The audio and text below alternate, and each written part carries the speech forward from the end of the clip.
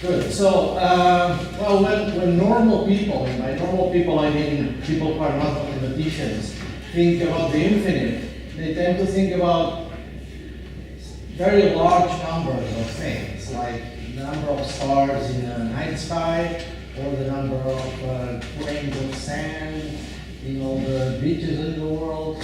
But of course, this is not the infinite.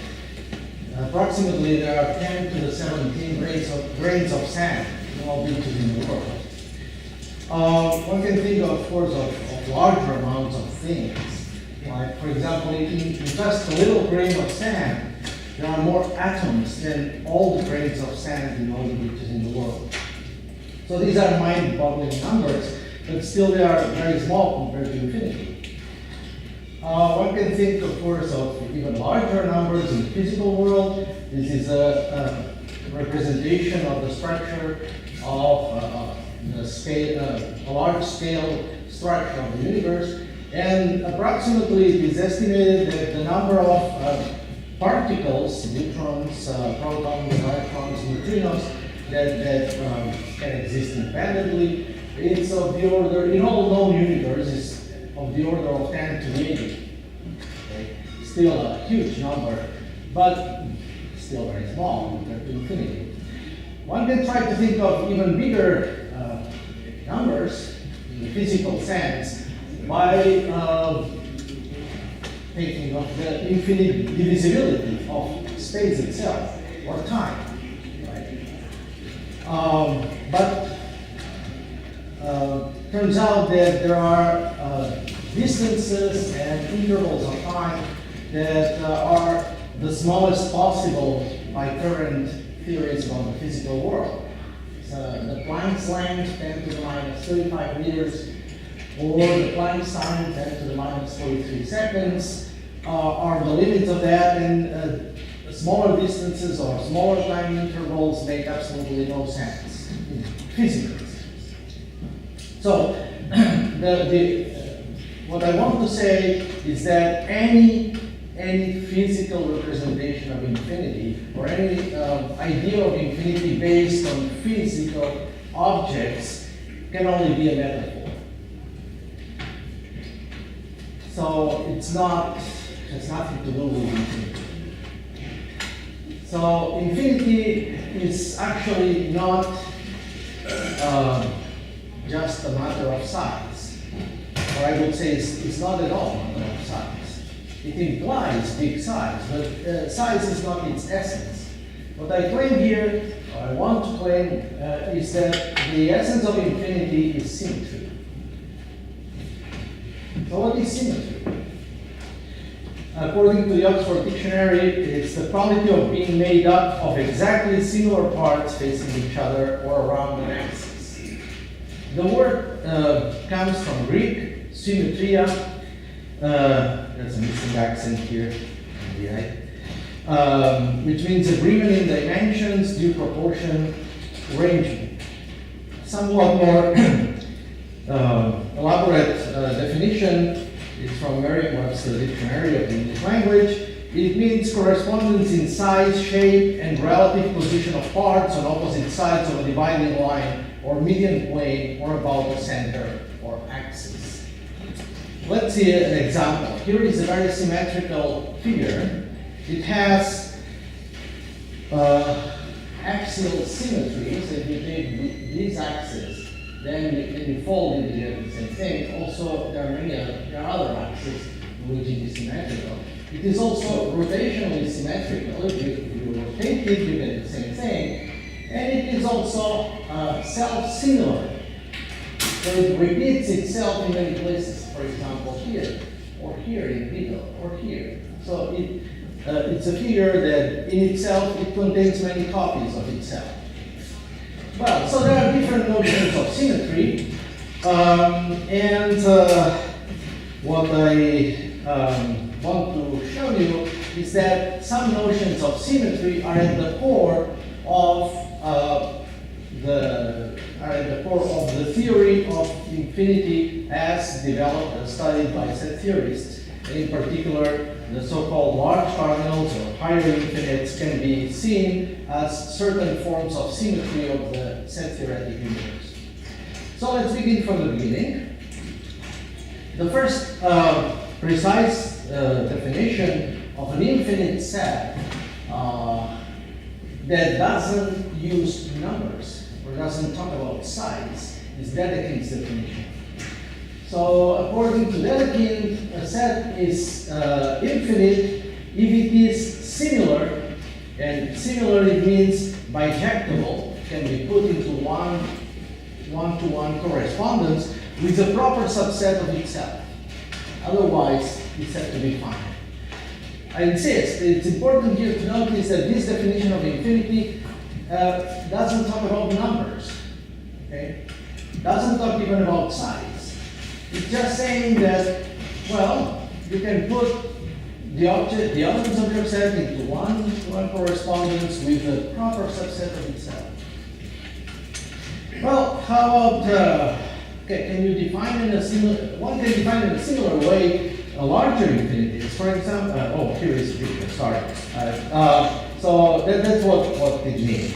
So it means that here we have, they take the set of natural numbers, starting with 1, can be put in one-to-one correspondence with the set of even numbers. That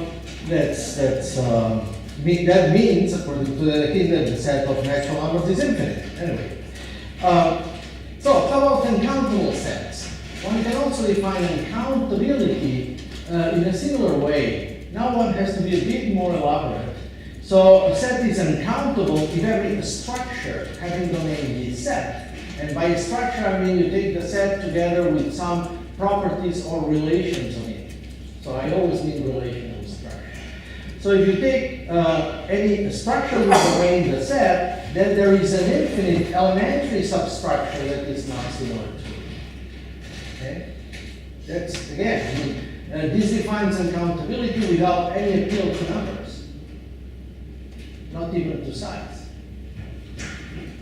You could define being uncountable of degree 2 if every structure with domain the set has an uncountable elementary substructure that is not similar to it, and so on. So in Cantorian terms, one would say that S is infinite if it has cardinality greater or equal than Aleph 0, it's uncountable if it has cardinality greater or equal than Aleph 1, it's uncountable of degree 2 if it has cardinality greater or equal than Aleph 2, and so on. But this is not, this is the standard way, right? But I just put it here to compare it with this other way of defining accountability of different degrees, which has nothing to do or doesn't appeal at all to numbers, in this case to transfinite numbers. Okay, so the study of infinity, as has already been explained here yesterday, is done by set theory, mathematical study of infinity.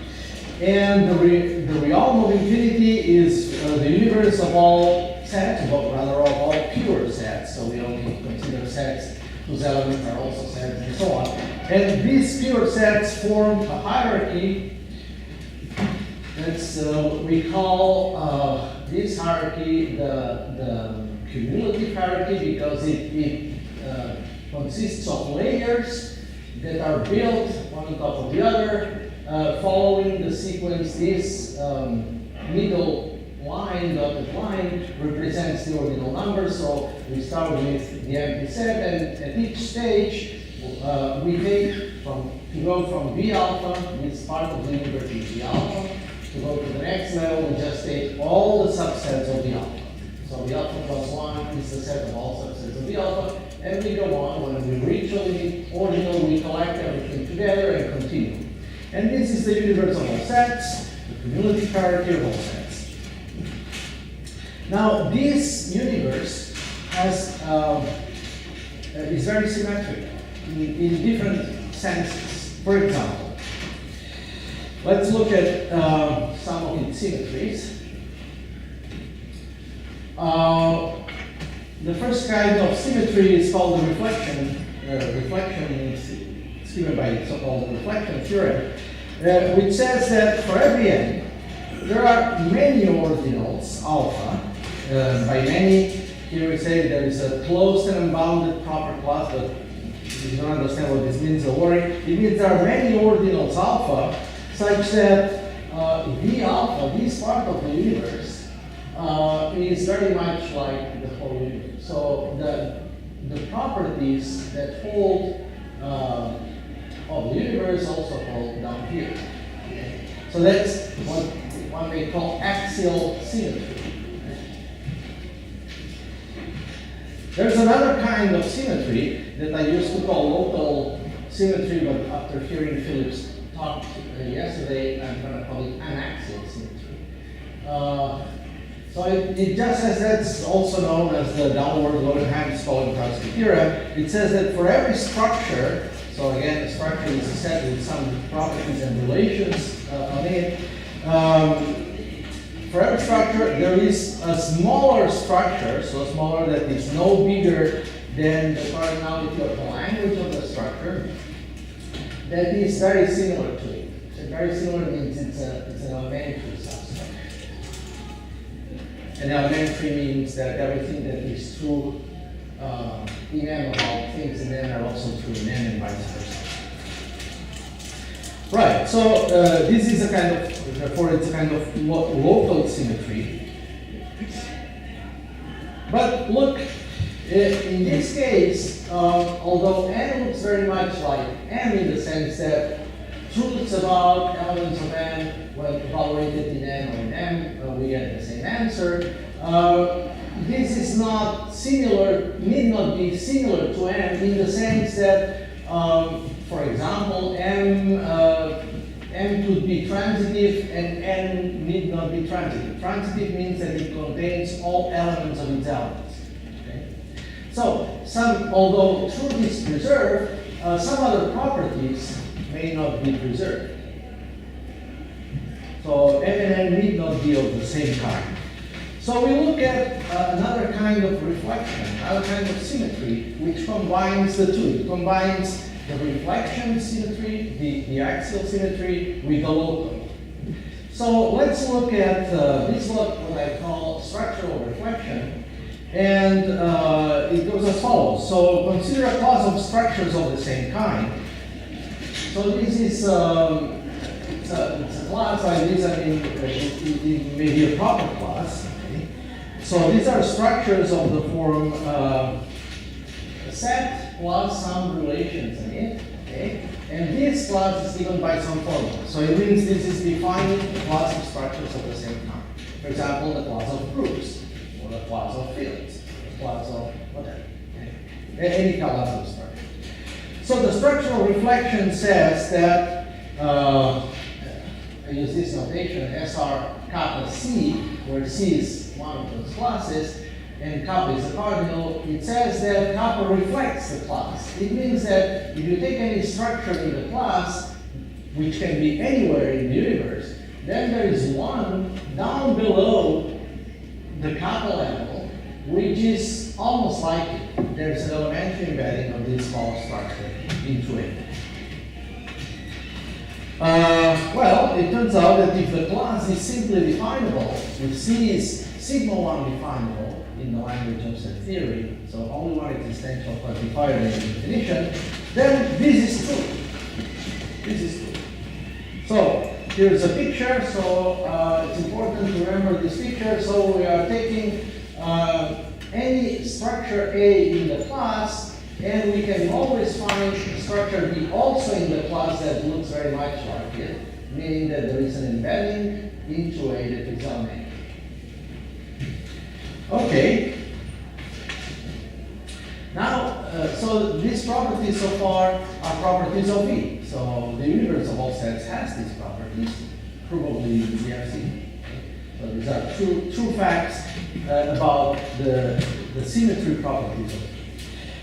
Now, what I want to show you is that if one strengthens these properties in different ways, then one actually gets most of the so-called large cardinals. So in other words, the higher infinite can be regarded as the study of strong symmetry properties of V. Let's start with the smallest large cardinals. Those are the inaccessible cardinals that are usually defined in terms of size, namely cardinal kappa is usually defined to be inaccessible. Strongly inaccessible if it is regular, namely it cannot be accessed from below in less than kappa many steps, and it's a strong limit. So it cannot be accessed even if you allow for the power set function. So, but there's another formulation due to Levy in terms of reflection. So it just says that kappa is inaccessible even only if you take, if you impose any structure on the kappa. I just say a set, but if you take any finite number of relations here, or even infinite number of the kappa many relations on the kappa, then you can always find some V lambda smaller, okay, which looks exactly like it. Okay. The next type of large cardinals that are studied in large cardinal theory, the most important kind probably, are so-called measurable cardinals and their strengthenings. So usually measurable cardinals are defined or introduced in terms of elementary embeddings of the whole universe of all sets. So that's V, and that's a sub-universe called M. Okay, so this is inside here, but we draw it outside for clarity. So there is an embedding from V into this smaller class. Although this is smaller, it's possible to embed it. And it's elementary. Okay, when there is such a thing that is not just an entity, then there is a first ordinal that is moved, and this is called the critical point. And kappa is measurable. It's called measurable. It is the critical point of such. Okay. If you press me, I can also argue that this is somehow a principle of symmetry or of reflection, because you can view V actually put inside M and then will reflect from M into V, not from V into M. But it's kind of far-fetched view of this. And so I will not, in the remaining time of my talk, I will not talk anymore about elementary embeddings from the universe into transitive classes, although this is the usual way in which large cardinals starting at measurable and above are introduced. Okay, so let's look at larger cardinals.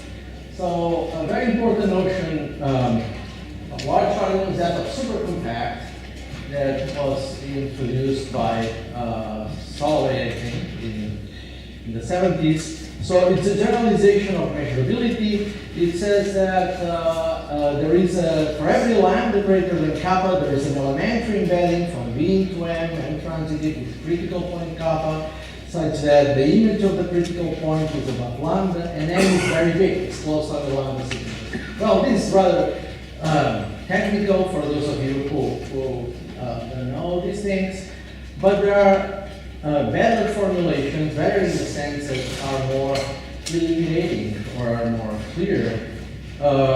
For example, here is a characterization. This is essentially a result of Bagaria. I improved it a little bit, but that's, my contribution is very small here. So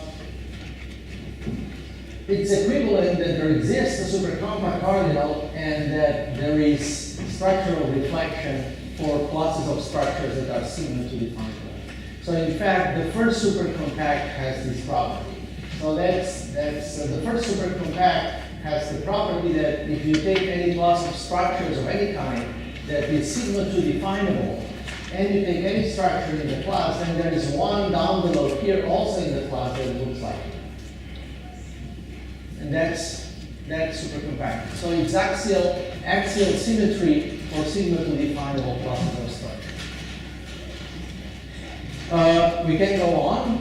We can look at even stronger large cardinals like extendable cardinals. That's the usual definition of extendability, which I will not comment anymore. But my point is that you can also characterize this notion in terms of structural reflection now for symmetry final classes. So you just go one level of complexity above it, and it turns out that the first extendable cardinal is characterized in this way.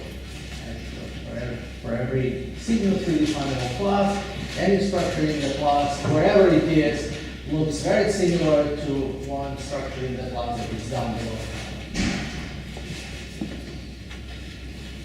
Anyway, there is another characterization of supercompactness in terms of local symmetry. This happens a lot. So the very same large cardinal notion can be characterized in different ways. And I just want to show you this example because it concerns the case of supercompactness. That is, as I said, a very central notion of large particle theory. And it can be, we have just shown how to characterize the first supercompact in terms of axial reflection or structural reflection, but it can also be characterized in terms of local reflection or an axial reflection. This is another very nice theorem, a great theorem of Bagaria from 1971, which says that the first supercompact cardinal is the first cardinal that reflects every second order formula. So if you take any second order formula and you have a structure that satisfies it, then you can always find a substructure of size less than kappa that also satisfies it. And this is second order, so the structure means it can be very, very rich.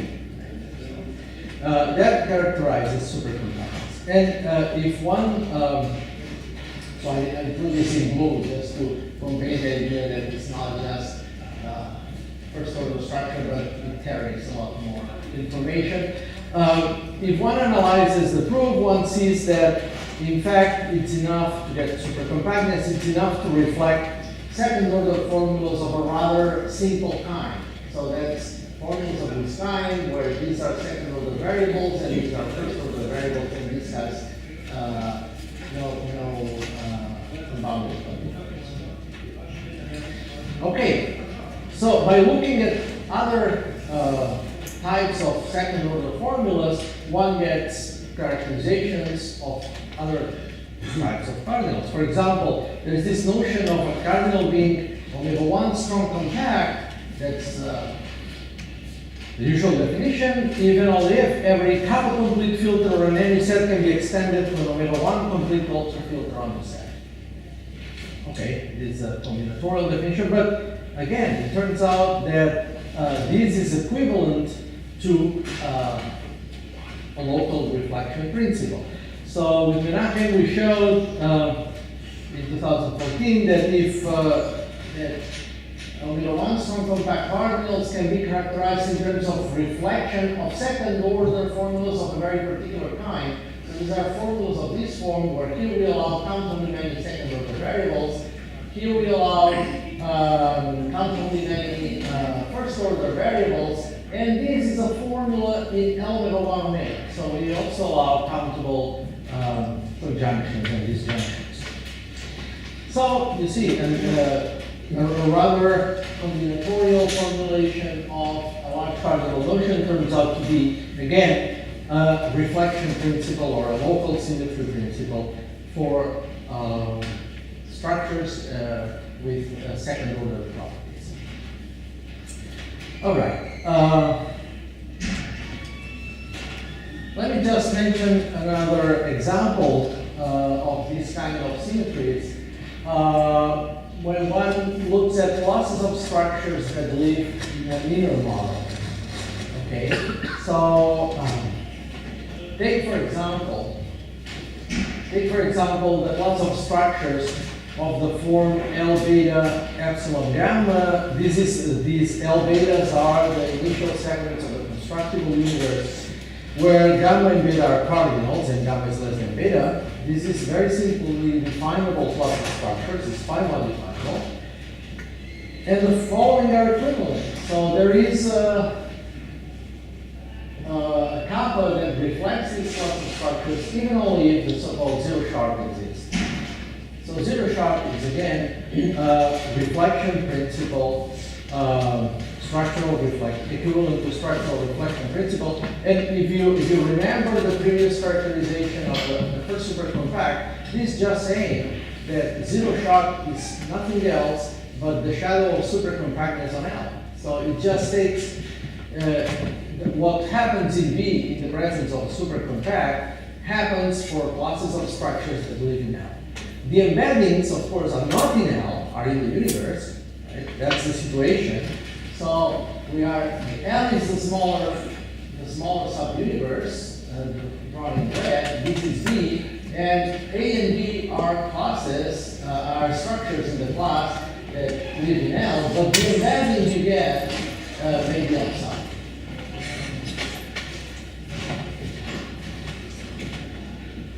Okay, now I'm going to talk about reflection properties below the superconductor. This is a wonderful picture that I stole from Andres Villavese's webpage. I hope he doesn't sue me. Anyway, right. So we have seen that this the structure of reflection for classes of structures that are sigma 1 definable is just true, just provable in zero. For classes of structures that are pi 1 definable, we already go up to supercompact. So if we are going to characterize, or if you want to characterize large cardinals below a supercompact, we have to deal with classes of structures that are, whose definability is stronger than sigma 1, but not quite full pi 1. So we are in this region. So what do? We just consider pi 1 predicates and consider definitions that are sigma 1, but in which we allow additional pi 1 predicates. Okay, and now let's look at the following form of structural reflection. It is a weak form. It says that if C is a sigma 1 definable class allowing these pi 1 predicates, class of structures that has to be summarized more pieces. This is a minor technical requirement. And we take any structure in the class of cardinality kappa, not any, just those of cardinality kappa, then we can find another structure in the class of cardinality less than kappa that looks like. Okay, that's, well, with Yoko, we proved that the first cardinal that does that for the predicate CD means being the cardinal, is the pi 1 predicate. The first cardinal that satisfies this reflection principle is precisely the least weakly inaccessible cardinal. If you take the predicate being regular, which is also pi 1 predicate, then this characterizes the first weakly model. If we take the predicate being the cardinal together with the WC predicate, which in fact is a binary relation that says, say, xy, that says y, sorry? Sorry, what's the weakly model? Weakly model is weakly inaccessible, and every clock, it's regular, and every clock contains a weakly. And it's just the corresponding version, but it is weakly inaccessible. So WC is a binary relation, say pairs x, y, says that y is an ordinal and x is a linear order, a partial ordering containing no chain of length delta line. Okay, so this, I will not go into details, but I just want to show you that one can characterize certain very small large particles in terms of this very same principle, now in a weak form and allowing these additional pi 1 predicates. Okay, so we are in the region between sigma 1 and pi 1. Right, so the last thing I want to tell you is another type of structural reflection that we have been studying recently, and this is what we call generic structural reflection. So we'll look at, again, we'll look at class, given any class of structures of a certain complexity, we say that kappa generically reflects the class. Again, it's the same as before. So for every structure in the class, there is another structure in the class which is small, it's down below, that looks very much like it. But the embedding need not live in the universe. It may live in some so-called forcing extension of the universe. Okay. So here's the picture. So here inside, this is the universe. Now we go to the structures belong to the universe. Yes. Right. Yeah. You have some definable class of structures in the universe, and now you look for embeddings in some forcing extensions. Okay. So the embeddings, that's what I tried to depict here. So the embedding may go out. Right? So may live somewhere. Not in the universe itself, but in some virtual expansion of the universe. Of course, there are no expansions of the universe. These are virtual expansions, so-called forcing extensions of the universe, which don't really exist, but they can be described internally inside P. So that's what they call generic structural reflection. Now, this kind of generic structural reflection also allows for the characterization of other types of large particles. For example, there is a notion of large particle that is very nice and simple, as you can see. It was introduced by Ralph Schindler in the year 2000. It's a very ad hoc definition, very technical definition, which intuitively it's very hard to understand. Well, it turns out that these are much weaker. These cardinals are much weaker than supercompact, but they are still quite strong. So they are, for example, totally indestructible. They are still below. They're still compatible with V equals L and so on. So they are not very big, but certainly much bigger than weak compacts. Well, it turns out that the existence of a remarkable particle is equivalent to this generic structural reflection for classes that are symmetrically defined. I put an asterisk here because there's a little technical addition to the definition that I don't want to go into details here, but if you ask me, I will tell you what it is. It's a very minor thing that one needs to start with the definition, but essentially this is what the theorem shows, that this generic structural reflection principle for sigma 2 definable cluster of structures is equivalent to the existence of a remarkable. In fact, if kappa is remarkable, it has this. All right, so there are other, we can go to sigma 3. Of course, there's a whole hierarchy here.